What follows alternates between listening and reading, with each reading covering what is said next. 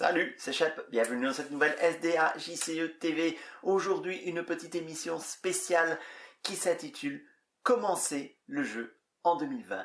Et donc nous allons un petit peu passer en revue la question de est-ce que ça vaut la peine de commencer le jeu Le Seigneur des Anneaux, le jeu de cartes en 2020 et si oui, comment faire pour pouvoir profiter au mieux de l'expérience.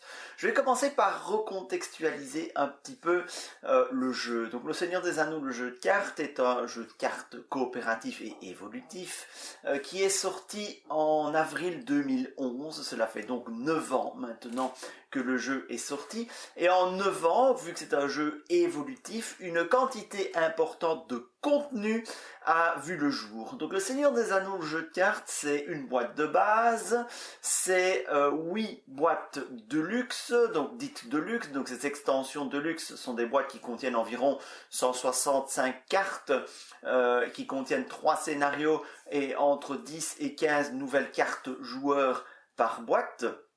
Vous avez 9 cycles de boîtes d'aventure, donc chaque paquet aventure est un paquet de 60 cartes dans lequel vous avez un nouveau scénario et une dizaine de nouvelles cartes joueurs.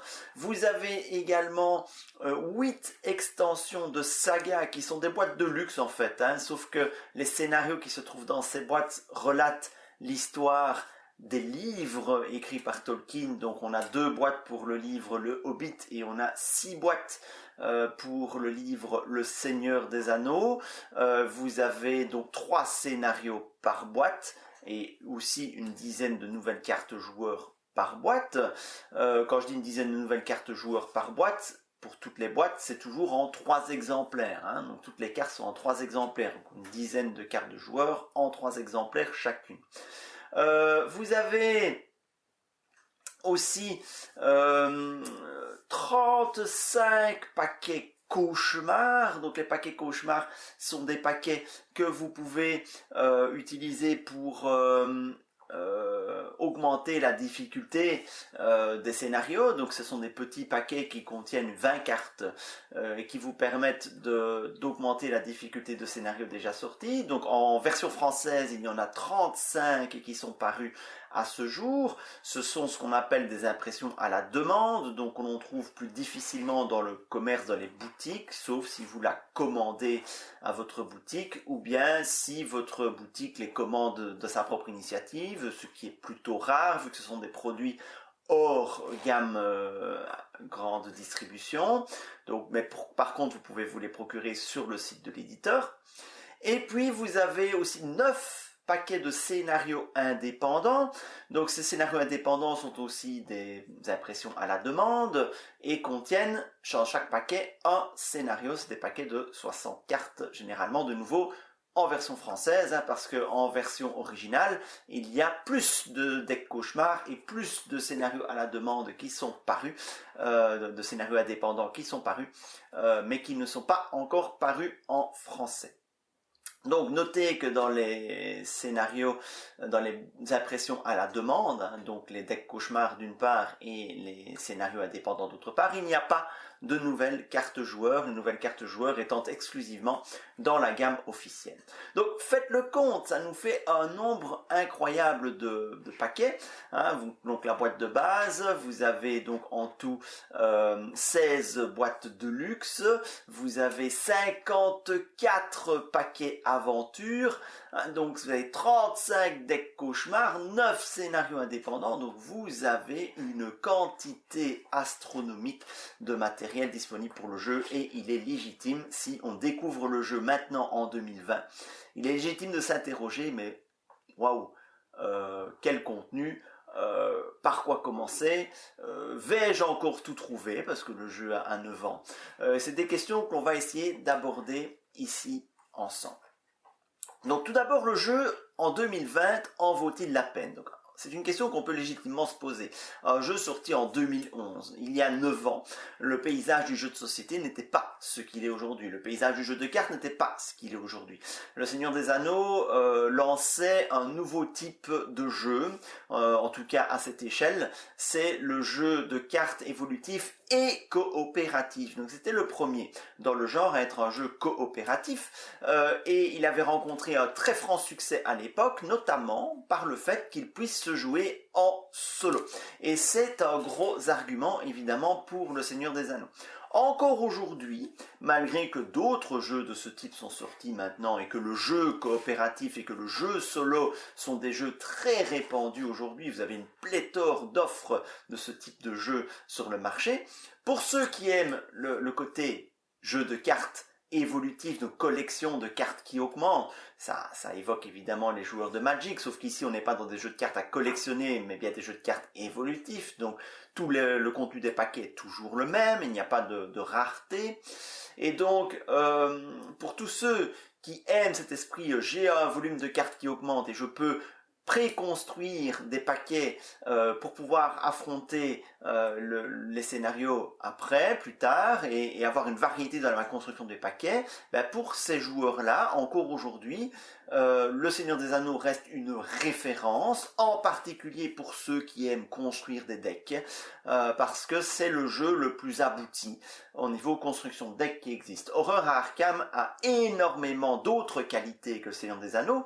D'ailleurs, je vous renvoie vers ma vidéo qui comparait un petit peu les trois jeux, mon cycle de vidéos qui comparait un petit peu les trois jeux, mais n'a pas cette qualité, cette profondeur de deck building que peut avoir un Seigneur des Anneaux qui vraiment offre une variété de deck building exceptionnelle. Marvel Champions, tout récent, n'a pas encore la profondeur de cartes pour pouvoir se permettre de dire s'il est riche ou pas en termes de deck building, mais a priori, vu la construction même du jeu, il sera un peu moins riche vu qu'une partie du deck est prédéfinie dans Marvel Champions, alors que dans Seigneur des Anneaux, il n'y a pratiquement aucune restriction en termes de deck building. Certes, certains decks vont être plus difficiles à construire que d'autres, mais vous avez accès à toute la collection pour construire vos decks.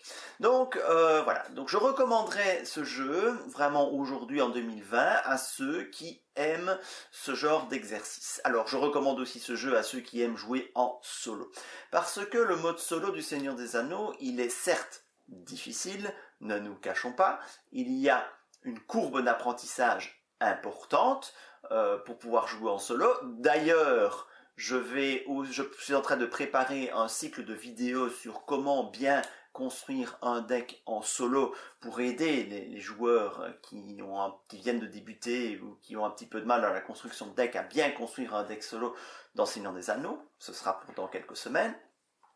Donc, ce jeu se joue remarquablement bien en solo, malgré sa difficulté, hein, et je trouve que, aussi, par rapport à un Horror à Arkham, le solo du Seigneur des Anneaux me semble, c'est mon avis personnel, mieux. Là où un Arkham, pour moi, va être bien meilleur que le Seigneur des Anneaux à partir de 2 joueurs. Pour le solo pur, je trouve que Seigneur des Anneaux s'y prête mieux. De nouveau, cette liberté de deck building va vous permettre de créer des decks qui peuvent répondre à peu près toutes les éventualités, alors que le Arkham, le deck building est déjà un petit peu plus contraint par la classe de votre investigateur et par votre investigateur. Donc pour le pur solo, donc jouer tout seul avec un seul joueur et non pas virtuellement jouer à 2 mais tout seul, ce qu'on appelle le solo, je trouve que Seigneur des Anneaux s'y prête merveilleusement bien. Donc troisième point raison pour laquelle j'encouragerais un joueur à acheter le jeu, c'est pour tous les amoureux du Seigneur des Anneaux. Parce que ce jeu a quand même l'énorme avantage d'essayer de coller le plus possible à l'univers du Seigneur des Anneaux. Alors ça n'empêche pas quelques petits écarts, bien sûr, mais quel bonheur de retrouver en main des cartes dont le titre est un terme utilisé texto dans les livres, et je suis en train de relire les livres pour le moment et je savoure chaque extrait où je vois finalement cette carte que j'ai jouée pendant des années, elle est dans le livre. Beaucoup de choses sont tirées du livre, ça n'empêche pas quelques personnages imaginaires, mais bon, c'est normal, il faut bien étoffer, et puis dans la Terre du Milieu, il y avait bien des anonymes dont Tolkien ne parle pas, ça met un petit peu un visage sur ces anonymes, mais vraiment, ça colle au livre, il y a des extraits du livre. Bon, voilà, maintenant, certains reprocheront que certains cycles commencent à partir un petit peu dans des régions que Tolkien a très peu explorées, mais qui existent très clairement dans la Terre du Milieu, et ça a le mérite de nous donner une interprétation de ce que peuvent être ces régions que Tolkien décrit finalement peu dans son œuvre.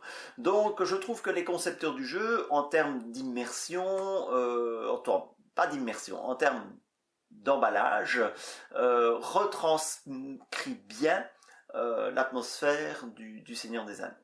Bon, maintenant, en termes d'immersion dans le Seigneur des Anneaux, c'est du goût de chacun, mais on est très très loin d'un niveau d'immersion d'Honor Arkham, par exemple. Donc voilà, donc il y a beaucoup de raisons qui peuvent encore justifier de nouveaux joueurs de jouer au Seigneur des Anneaux, et d'ailleurs, que ce soit via la page Facebook ou via la chaîne YouTube, je me rends compte qu'il y a encore aujourd'hui de nombreux joueurs qui découvrent le jeu et qui souhaitent y jouer, qui souhaitent s'y investir. Et c'est normal, c'est un jeu coopératif, donc par essence, il n'est pas démodable comme les jeux versus qui dépérissent lorsque le nombre de joueurs diminue. Ici, vous pouvez encore même jouer seul, et ce jeu pourra toujours être ressorti, quoi qu'il arrive, et sa durée de vie est pratiquement infinie. Quand on voit le nombre de scénarios que l'on possède aujourd'hui, quand on voit le nombre de cartes de joueurs qu'il y a aujourd'hui, les possibilités sont tellement nombreuses que on peut jouer des années sans se lasser. Je joue depuis 9 ans. En solo, j'ai 1600 parties à mon actif. En multi, je ne les ai jamais comptées, mais bon, j'en ai, à mon avis, quelques centaines. Eh bien, je ne m'en lasse toujours pas, et il y a encore des choses que j'ai envie de construire et que j'ai envie d'expérimenter. Donc voilà, beaucoup de raisons, et donc je vois qu'il y a de nombreux nouveaux joueurs qui arrivent sur le jeu et qui se posent les mêmes questions, mais là, il y a des boîtes qui sont en rupture. Est-ce que ça va être réimprimé? Il y a tellement d'extensions, etc. Lesquelles est-ce que je peux acheter en priorité? Parce qu'il est évident que vouloir acheter tout aujourd'hui revient à une somme colossale. Comptez 25 € prix éditeur pour une boîte de luxe, 15 € prix éditeur pour un paquet aventure, 40 € prix éditeur pour la boîte de base. Multipliez déjà que les 54 paquets aventure, vous faites 54 x 15, vous êtes à 810 € si je compte bien. Vous ajoutez les 30 € par Deluxe, vous faites x16, donc voilà, vous êtes à plus de 1000 € plus la boîte de base. Je ne parle même pas des decks cauchemars et des scénarios indépendants, donc c'est un gros investissement de vouloir tout acheter aujourd'hui. Donc petit guide là maintenant sur comment trouver le jeu tout d'abord, parce que évidemment un jeu de 9 ans, eh bien, des stocks se sont largement écoulés et les réimpressions ne suivent pas toujours. Donc, quelle est la situation? Donc, j'ai regardé à ce jour le site de l'éditeur, ffantasyfightgames.fr. Donc ici, je parle de la version française, bien sûr. Donc, c'est l'esprit de cette chaîne. Donc, c'est de parler du jeu en version française. Donc, j'évoquerai peut-être un petit peu la version originale plus tard. Mais en version française, quelle est la situation? Pour l'instant, le gros problème, c'est que la boîte de base est en rupture. Bon, sur le site de l'éditeur, il est écrit rupture provisoire. Ça laisse donc entendre que c'est momentané. Maintenant, momentané, combien de temps? On n'en sait rien. Je vais revenir sur cette boîte de base après. Ensuite, au niveau des Deluxe et des cycles, on constate finalement, je vais dire que 80-85% de la collection est toujours bien disponible sur le site de l'éditeur. C'est plutôt une bonne nouvelle à la base. Il manque essentiellement le cycle 2, qui lui manque en entier, donc ça, quasiment en entier, ça c'est embêtant. Le cycle 3, auquel il manque quelques paquets. Et puis, isolément, quelques paquets, un paquet du cycle 4 qui manque notamment, un paquet du cycle 1 qu'il manque, un paquet du cycle 6 qu'il manque. Donc il manque quelques paquets de ci, de là, mais globalement, je dirais que 80% de la collection est en stock sur le site de l'éditeur. Donc, c'est une première possibilité pour récupérer la collection, c'est d'aller directement sur le site de l'éditeur. Évidemment, c'est l'endroit le plus cher que vous puissiez trouver, je pense, pour acheter le jeu, parce qu'ils sont vendus au prix éditeur. Alors, en boutique, trouver le jeu devient compliqué. devient compliqué, les boîtes de base sont en rupture à petit peu près partout, et les boutiques en dur, évidemment, n'ont pas le stock de l'éditeur et ne possèdent généralement dans leur rayonnage que quelques paquets, quelques deluxe épars, et il faut demander à la boutique de commander ce qu'il vous manque. Donc, si vous allez dans une boutique, vous n'allez pas trouver toute la collection prête à l'emploi, loin, loin, loin de là, mais vous allez plutôt trouver quelques paquets de ci, de là, quelques extensions de ci, de là. Et la boîte de base est malheureusement particulièrement difficile à trouver, en rupture chez l'éditeur, et elle est en rupture dans beaucoup de boutiques, que ce soit des boutiques physiques ou des boutiques en ligne. Notez que les boutiques en ligne ont souvent plus de choix en termes de disponibilité et d'extension. Donc, soit vous devez gratter vraiment les boutiques, au fin fond des boutiques, pour trouver une boîte de base qui traîne encore en stock. C'est rare, mais il y a encore moyen de trouver cela, mais il faut faire preuve de patience et de beaucoup de recherche. Ou bien, seconde solution, vous vous tournez vers le marché de l'occasion. Alors, je ne veux pas faire de la pub en particulier pour une plateforme d'occasion qu'une autre, je n'y gagne absolument rien, mais dans le jeu de société, la plateforme Ocaseo fonctionne quand même pas mal. Il y a très régulièrement des boîtes de base en vente sur cette plateforme. Alors pour de l'occasion, ça va peut-être vous paraître cher d'acheter une boîte de base 30 € alors que c'est une boîte d'occasion. Oui, la pénurie est là, et donc les joueurs qui revendent la boîte de base, ils mettent effectivement un prix relativement élevé. Mais bien souvent le matériel est très très bien conservé, est en bon état, voilà, donc c'est une plateforme fiable pour faire des achats d'occasion. En tout cas, je l'ai déjà utilisé à de nombreuses reprises et je n'ai jamais été déçu par ce que je récupérais comme matériel sur cette plateforme. Donc je pense que le marché de l'occasion est vraiment un marché à creuser. Parfois vous tomberez dans le marché de l'occasion aussi sur des lots plus ou moins gros. Alors certains lots vont vous paraître très très chers. Sur Ocaseo, je crois qu'il y a un lot pour le moment qui flirte avec les 1 000 €. Alors évidemment, il faut pouvoir avancer cette somme pour un jeu. Pour un seul jeu, il faut vraiment être un mordu, un passionné ou être transi du Seigneur des Anneaux pour investir une somme sur un seul jeu, surtout si vous ne l'avez pas testé avant. Et donc, d'ailleurs, je trouve que cette politique de faire des lots aussi gros de la part des vendeurs, si je peux me permettre, n'est pas forcément très intelligente, parce que ça partira pas à ce prix-là, et ils gagneraient plus s'ils délotaient, s'ils vendaient petit bout par petit bout. Mais au final, je comprends qu'on n'a pas envie de s'amuser à faire des petits lots et à envoyer 42 fois sa collection et puis de se retrouver avec 3 paquets qui partent pas sur les bras, je comprends. Mais c'est dommage de bloquer beaucoup de nouveaux joueurs à cause de ces lots qui sont beaucoup trop chers et les nouveaux joueurs ne vont pas investir dans ces lots. Et donc c'est dommage, ça bloque finalement l'ouverture à certains joueurs qui voudraient juste une boîte de base et qui peuvent pas. Donc voilà, pour la boîte de base, pour l'instant, il faut se tourner sur le marché de l'occasion pour espérer trouver quelque chose d'intéressant. Notez que la boîte de base est en rupture provisoire, donc a priori elle pourrait être réimprimée. Alors je sais de sources sûres que une boîte de base relookée a été conçue, donc elle est dans les cartons, la maquette de cette nouvelle boîte de base, elle existe, elle a été relue, donc elle est là, quelque part chez l'éditeur, prête à être imprimée. Donc quand je dis une boîte de base relookée, on perd le format grande boîte de l'époque et on va vers une boîte plus compacte comme les jeux d'aujourd'hui, comme les boîtes de base d'Horror Arkham par exemple.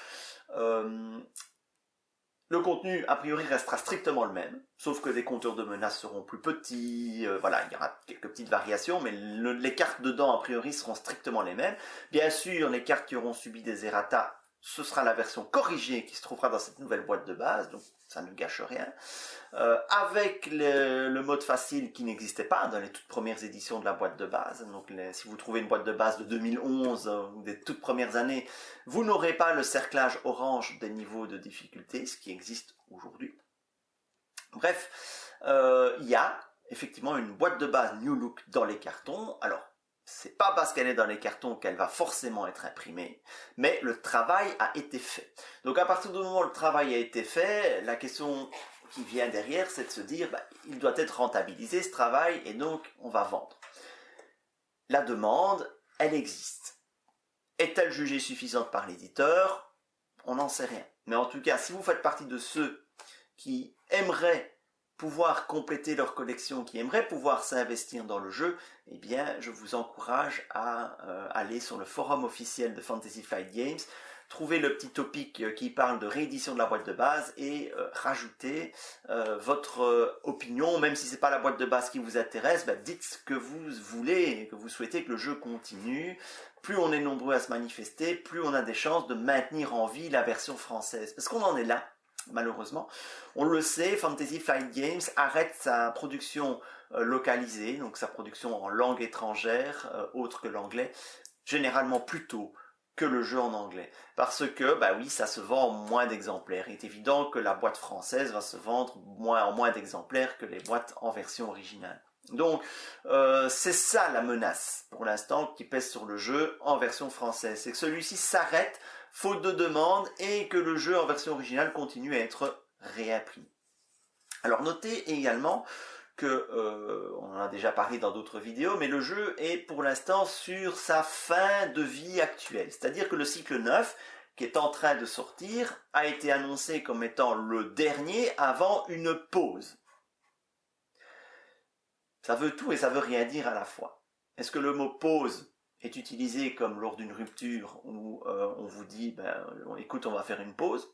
Vous comprenez très bien ce que ça veut dire. Ou bien est-ce que c'est vraiment une pause et qu'ils ont quelque chose dans les cartons pour donner une seconde vie au jeu? On n'en sait rien. Toujours est-il que le cycle 9, qui est en train de se terminer, on en est le paquet 4 va bientôt sortir du cycle 9, il y en a 6 en tout, va s'arrêter pour un temps indéterminé après ce cycle 9. Donc, voilà un petit peu pour la situation de la boîte de base et de la réédition du jeu. Alors, voyons un petit peu maintenant se plonger dans le jeu aujourd'hui, qu'acheter. J'ai réussi à me procurer une boîte de base, j'ai envie d'approfondir, qu'est-ce que j'achète? Le fait que le paquet 2 du cycle 1 manque, est-ce que cela va m'empêcher de jouer? Alors, si le jeu avait été Aurora Arkham, et si Aurora Arkham avait eu ce problème d'un paquet manquant sur les 6 du cycle, ça c'est dramatique. Parce que Aurora Arkham est basé sur un principe de campagne, et l'expérience du jeu se base sur le fait de jouer cette campagne, donc d'enchaîner les scénarios de chaque paquet. Pour le Seigneur des Anneaux, ce n'est pas du tout le cas. Le Seigneur des Anneaux ne se joue pas en campagne. C'est-à-dire que chaque scénario est indépendant des autres dans la majorité des cas. Donc, uniquement dans les extensions de saga, il existe des liens entre les scénarios. Encore, ces liens sont facultatifs, on n'est pas obligé de les appliquer, mais c'est toujours plus sympa de les appliquer. Donc, pour ce qui est des 2 boîtes Le Hobbit et des 6 boîtes Le Seigneur des Anneaux, extension de saga, donc pour ces 8 boîtes de luxe là, il vaut mieux les avoir dans l'ordre et les avoir toutes. Pour ce qui est des cycles, des 9 cycles traditionnels, eh bien non, ce n'est pas du tout obligatoire de posséder les 6 paquets aventures. Vous n'allez pas perdre en expérience de jeu. Alors certes, c'est vrai que les scénarios d'un cycle sont souvent scénaristiquement liés l'un à l'autre. C'est juste du plaquage. Donc le scénario de continuité, la continuité entre les scénarios au Seigneur des Anneaux, c'est beaucoup du plaquage. Donc, c'est vrai que si vous aimez l'immersion, ça va être un peu dérangeant de ne pas avoir un paquet, mais ça ne va pas vous empêcher de jouer au jeu et de profiter à 100% de l'expérience mécanique du jeu. Par contre, ce qui est problématique avec un jeu comme le Seigneur des Anneaux, c'est que vous ne pouvez jouer les paquets d'un cycle, donc des paquets aventures d'un cycle, que si vous possédez la boîte de luxe correspondante. Donc pour le cycle 1, la boîte de luxe correspondante, c'est la boîte de base. Pour le cycle 2, il vous faut la boîte de luxe Khazad-dûm. Pour le cycle 3, il vous faut la boîte de luxe Les Héritiers de Númenor, et ainsi de suite. Et lorsqu'une de ces boîtes de luxe manque, ça c'est problématique, parce que vous ne pouvez pas jouer au scénario du cycle, parce que vous avez besoin de cartes venant de la boîte de luxe pour pouvoir jouer au cycle. Donc, conseil d'achat, commencez par des Deluxe. Les Deluxe, c'est plus intéressant. Pourquoi ? Parce que les Deluxe vont vous offrir un peu plus de nouvelles cartes joueurs, plus de héros, vous en avez généralement 2 dans une boîte de luxe, et 3 scénarios. Donc ça va vous offrir une rejouabilité plus importante. Quelle boîte de luxe acheter ? Alors ça devient un petit peu plus épineux. A priori, le jeu est compatible avec toutes les boîtes de luxe. Vous avez la boîte de base, vous pouvez acheter la boîte de luxe numéro 4, la boîte de luxe numéro 1 ou la boîte de luxe numéro 8. Ça ne change rien, c'est jouable, c'est compatible. Le souci, c'est que le jeu a tendance à gagner en difficulté au fur et à mesure que vous avancez dans les cycles, parce que vous avez récupéré de plus en plus de cartes joueurs, donc a priori vous pouvez faire des decks de plus en plus puissants. Et donc pour compenser ce power creeping, comme on l'appelle, eh bien il y a une difficulté croissante, assez marquée, au fur et à mesure que vous avancez dans les cycles. Et donc c'est pour ça que le conseil c'est d'essayer de démarrer avec le cycle 1 ou le cycle 2, dans la mesure du possible. Ou bien avec les boîtes de saga, soit la première boîte du Hobbit, c'est par mont et par souterrain si je ne me trompe pas, j'ai peur d'inverser, et là je me corrigerai en incrustation si je me trompe, et la première boîte d'extension de saga, les cavaliers noirs, ça je suis sûr. Donc, ou bien la boîte du cycle 1, Khazad-dûm, la première boîte de luxe Khazad-dûm, est aussi un choix conseillé. À partir déjà des héritiers de Numénor, le niveau de difficulté monte d'un cran et cela va aller plus ou moins crescendo jusqu'à la boîte du cycle 9 où si vous n'avez pas quand même des decks solides, vous n'y arriverez pas. Et très honnêtement, le scénario de la boîte du cycle 9, donc de l'extension de luxe numéro 8, celle qui préface le cycle 9, avec juste une boîte de base et les cartes de cette boîte-là, vous allez vous faire défoncer, je m'excuse du terme, très rapidement, sauf si vous jouez en mode facile. Heureusement que ce mode facile existe. Donc le mode facile peut vous permettre quand même d'avoir une expérience du jeu, mais le mode facile demande de retirer des cartes du jeu, c'est un peu dommage. Mais voilà. Donc le mode facile a le mérite d'exister et à essayer de rendre accessible ces scénarios, mais même en mode facile, la boîte du cycle 9, donc la Deluxe numéro 8, Nombre à l'Est, ça s'appelle, va être quand même un sacré challenge. Donc il vaut mieux d'essayer de suivre autant que possible l'ordre. Le problème, c'est que lorsqu'une boîte de luxe manque, tout le cycle vous est barré. Donc c'est pour ça que je vous dis, ciblez les boîtes de luxe et si possible les premières dans l'ordre de parution. Alors c'est pas grave si vous prenez la 5 plutôt que la 4, ça va pas changer grand chose en termes de difficulté, mais ne démarrez pas avec la 7e ou la 8e qui offre une difficulté un peu plus importante. Ou alors peut-être aller chercher la 7e de luxe qui est sympa parce qu'elle utilise des boîtes du jeu de base et c'est sympa. Donc voilà un petit peu pour ce que je vous conseillerais donc d'acheter en premier lieu, donc des Deluxe, que ce soit de saga, mais attention quand c'est de saga vous les faites dans l'ordre, et ou les Deluxe, là c'est plus important encore de les faire dans l'ordre quand c'est les boîtes de saga, parce qu'elles sont liées, ou bien les Deluxe des cycles, qu'il est préférable d'essayer de faire dans l'ordre pour des questions de difficulté. Alors une autre possibilité, ce serait d'acheter des paquets disponibles plic-ploc pour augmenter votre pool de cartes joueurs, pour pouvoir faire des decks plus forts, pour affronter des scénarios plus costauds. C'est une bonne idée, le problème c'est qu'après vous allez avoir des scénarios qui vont pas être jouables jusqu'à ce que la Deluxe correspondante soit en votre possession. C'est un choix. Si vous êtes vraiment féru de deck building, ça peut être une option, même si c'est pas l'option que je conseillerais à un joueur débutant. Donc voilà un petit peu pour cette situation. Démarrer le jeu en 2020, ce n'est pas simple parce que tout n'est pas facilement trouvable. Tout le volume de produits existants est très important et vous pourriez être un peu refroidi en vous disant oui, mais si je veux toute la collection, il va me falloir longtemps pour acheter tout parce que c'est un gros investissement et la pénurie ne va faire qu'augmenter avec le temps si jamais les réimpressions n'ont pas lieu. Donc la situation, je le répète pour l'instant, est que le jeu n'est pas officiellement annoncé comme mort.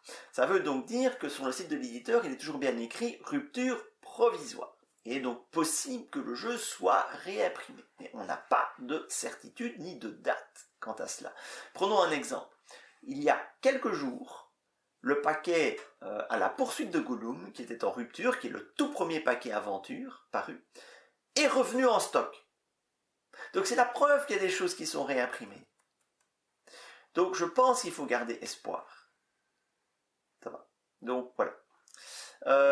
Donc pour ce qui est du reste, comment bien débuter dans le jeu, je vais, en termes de jeu en lui-même, je vais consacrer une série de vidéos sur les principes de base du deck build. Donc pour résumer, tournez-vous vers le marché de l'occasion si vous voulez rapidement vous constituer une collection. Bien souvent les lots en marché d'occasion, je n'en ai pas parlé, mais sont des lots continus. Vous allez bien souvent avoir un lot boîte de base cycle 1, cycle 2. Si vous tombez là-dessus, même si ça va vous coûter probablement, allez, je vais vous dire un bon prix pour un lot comme celui-là. Donc boîte de base cycle 1, cycle 2, vous en avez pour, attendez, je calcule rapidement, allez,